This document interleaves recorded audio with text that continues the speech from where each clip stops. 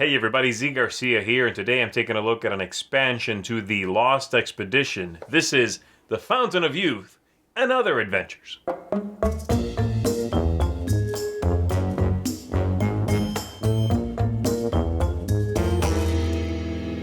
This is a modular expansion to the original card game. There are 4 modules in here, and you can mix and match however you want to. You can play with them all mixed in. You can choose to use some and not the others, switch them up, whatever you'd like. The original card game is a game in which you could play cooperatively, competitively, or even in a solitaire mode, which was in fact my favorite way to play. The Fountain of Youth here is going to give you rules for how to make those adjustments for what's included, and in this video I'm not going to be going over how to play the game. I do have a video for that. If you want to check that out, please view that first if you don't know the game, and then come back and check out what's in this box. But if you are familiar with it or have gone ahead and done that, then let's dive right into the Fountain of Youth here and what else is included. The expansion comes with 4 different modules. You have the Fountain, i.e. the Fountain of Youth. You've got New Friends, you've got the Mountain, and you've got over here the Mark, as in the Mark of the Beast. So we're going to go ahead and take a quick look at each one of these, and I'll tell you sort of what they mean for the base game and how they'll affect that game. So let's start over here. Let's slide these out for just a sec, okay? So, the Fountain here, the Fountain of Youth, is going to... The story is that, of course, the conquistadors did indeed find the Fountain of Youth, but they were wrong. It's not the Fountain of Youth, it's the Fountain of Life, as in infinite life, i.e. they are zombies. And so, you are going to be contending with a much more aggressive deck of cards if you shuffle these into the deck. There are 12 of these cards, so you will definitely see them show up, and a lot of them are simply going to be things like you surrounded, or you captured, you under attack, you being hunted, things like that. There are a few good cards, like when you find the Fountain, though good here is a relative term. Once you do find that Fountain, you can gain 4 points of health, but you better leave someone behind. Someone's going to die. And so that's what these look like. You are going to just have a harder time dealing with the encounter deck if you shuffle these in. This is a good one for folks looking for, well, an interesting story, but also a bigger challenge for the game. Alright? So, next up we've got the New Friends, and the game recommends that if you are playing with the Fountain here and want to make the game a little bit easier for you, this is definitely hard, you might want to consider the New Friends. There are 3 of these, and they can be added to your party as though they were an adventurer. They're not quite the same as an adventurer, as in one of these being the only survivor at the end of the game. Once you do get to the Lost City, that does not mean you won. So you'll be able to use their powers, but you still need to have one of your 3 explorers make it all the way to the end. So what do? Well, they start with health, just like the regular explorers would, okay? And you can spend health from them as you would from an explorer. Their special powers are, this character here has an expertise in all 3 areas, so you spending one of their health points could be used as any one of the 3 you might need. That's great. This character here has no expertise, but she begins the game with 5 health points. So you'll put 5 on her, and anytime you need to lose one, you can lose it from her. And of course, if you need expertise in something that you don't have or don't want to spend, 2 health from her would give you 1 expertise in anything. And then lastly, the puppy dog over here, who again starts with 3 health. And the power there is that you may, whenever you want to, spend 1 health from him to discard the last card in your adventure path. Next up, we've got the Mountain, and the Mountain is going to change the path through which the players travel. Normally, these cards have numbered bags. You just sort them on the table, 1 through 9, and you are trying to get to the Lost City. Well, now, you can put these away if you're using this module. You'll leave just the number 9 here, the last card, the Lost City of Z, and you are going to put the camp at the beginning.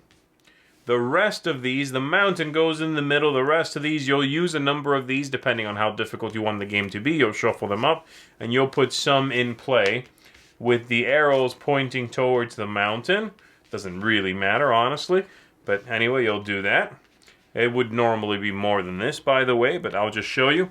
And then you will start at the base camp at the beginning of a turn, as in once you've completed the line, but before you start triggering the cards, okay? So you've already played all the cards you're going to play, but you haven't started to trigger them yet.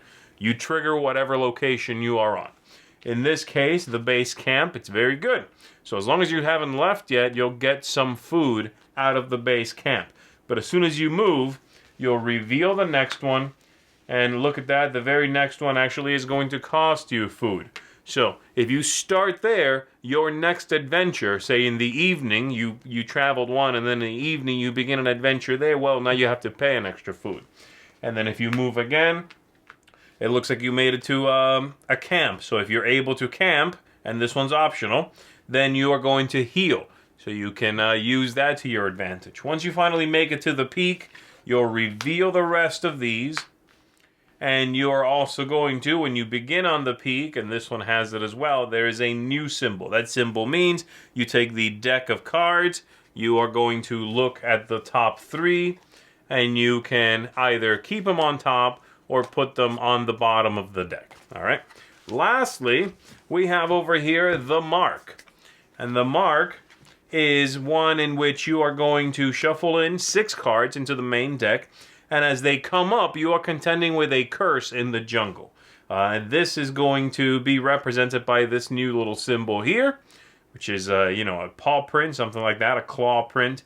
And so once you've taken one of these symbols, you are going to assign someone, one of your explorers, the Werebeast card, just like this, underneath their character. So again, if you have Roy here in your party and you take one of those symbols, you could put this under Roy. If they ever take another one, so as soon as you trigger another one of these marks, well, now Roy has become the Werebeast. And you are going to cover them up with this card. You'll replenish their health all the way up to the beginning of the scenario, and now they have a different expertise, which is bullets. And so you could spend 1 health from the Werebeast to count as a bullet. These cards are going to, let's get Roy out of here, give you a few different things, as normal, but then you'll see on every one of those that symbol represented, such as the talisman here, the standing stone, in which you can do one of those 2. Here you have that thrall, pool of blood, and so on. All right, again, just 6 of those. All right, so there it is. Let's talk about it, okay? We're going to start off with thematic ties. Is the theme here well implemented? Does it seem interesting and fit what's going on in the original game? Now, the original game has no supernatural elements whatsoever. In this one, though, they really lean into that, and I think it's great. I love the Fountain of Youth, scenario, the module. The idea that you are now being hunted through the jungle, not just dealing with what's happening. I like the Mark of the Beast. I like that one. And that one's really neat because you are going to sometimes want to avoid those symbols. But then if someone on your party, or possibly everyone on your party, is really hurting, going for that Mark of the Beast and then getting that second one will heal them up, turn them into this, wrecking ball. And now you've got a little more breath to go on. So that's cool. I like the fact that the path now has events that could happen. That's great. Having helpers, new friends along the way. That's great. I like the theme of every one of these very much. They're straightforward. They make sense. They really work well. Aesthetics. That's component quality and artwork. Well, here I have a problem. The artwork is great. The cards are thematic. They're extremely well illustrated. They match what's in the original game. The artwork does. The cards, unfortunately, the backs don't match, so you will very quickly, at just a glance, be able to tell that the coloring on one does not match the coloring on the others, and they are not the same size. So shuffling them in is very problematic, and they are quite noticeably larger. So shuffling them in is going to be an issue if you just want to, you're going to have to lay these out and sort of cover them up without looking too closely, because you can also see where you're laying one down that is one of the new cards. That's a problem, If you sleeve the deck of cards, I guess that's fine, but that also presents its own set of issues. For one thing, I don't like being forced to sleeve cards, but that's just one. But the cards are large format cards, so those are going to be harder to find, especially with opaque backs, as opposed to just clear card sleeves. And they won't fit in this box if you sleeve all the cards. Even throwing away the insert, even combining both of these things, you can fit all those cards back in here if they're sleeved. You're going to bite the bullet on this one and just deal with cards that don't match. That's a problem. I have a real issue with that. I know that that's not always an exact science, but boy, they're not that close, So, yeah, that's a big negative for me. Okay, replayability. Does a game give you new things to discover? Absolutely, it does.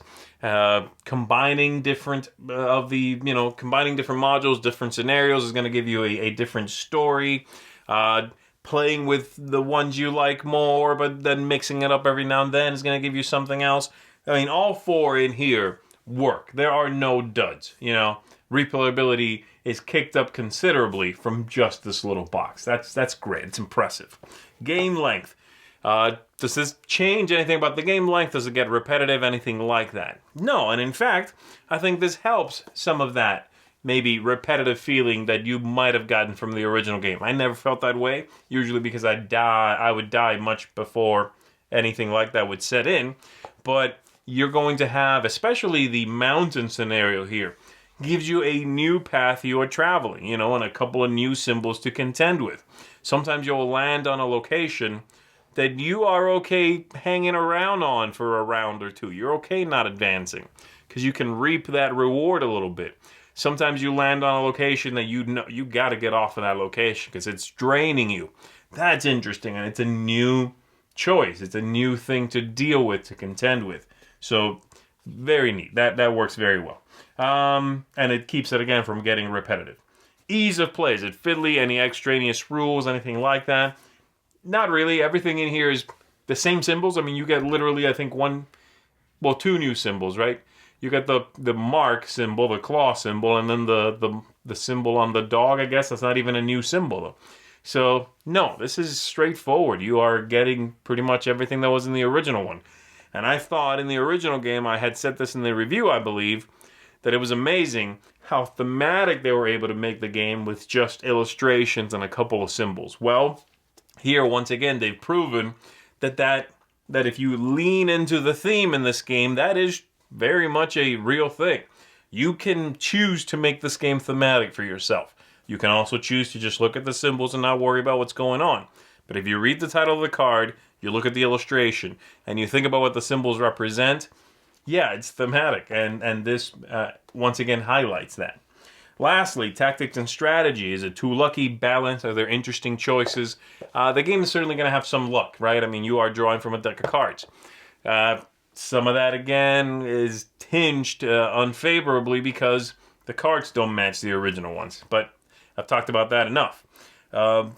Interesting choices. That's the main one here. That's the big if, right? That's why you would want to get an expansion. Replayability, interesting new choices. And I think both of those things are true. There are 4 modules in here. As I said, they are all good. I think the interesting choices, the replayability, all of those things, the tactics, how you manipulate the cards, what you contend with, if you make the game harder for yourself or easier, all of those parameters are impacted positively through this expansion. So that's excellent. Overall, my biggest gripe, and really my only gripe, is that the cards don't match the original game. If they did, this would be an absolute, no questions asked. Don't even think about it. If you like the base game, go pick this up. Done, right? As it is, you have to consider how much that's going to bother you.